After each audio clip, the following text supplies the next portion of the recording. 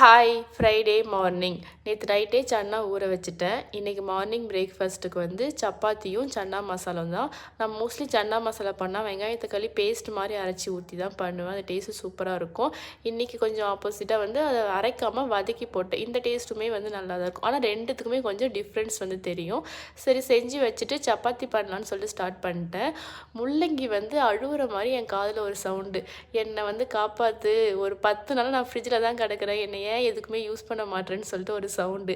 அதனால் போயிட்டு சரி வேஸ்ட் பண்ண வேணாம், எப்படி இருந்தாலும் நம்ம இதை குப்பை தொட்டியில் தான் தூக்கி போடுவோம், யூஸ் பண்ணிக்கலான்னு சொல்லிட்டு நான் கோதுமை மாவு கூட வந்து துருவி போட்டுக்கிட்டேன்.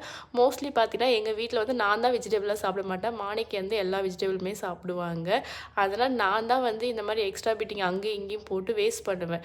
இந்த மாதிரி வந்து செஞ்சால் நானுமே சாப்பிடுவேன். ஆனால் இது நீங்கள் முள்ளங்கியில் செஞ்சதுனாவே தெரியாது, அவ்வளோ டேஸ்ட்டாக இருக்கும். இந்த மாதிரி வேணால் நீங்கள் ட்ரை பண்ணி பாருங்கள்.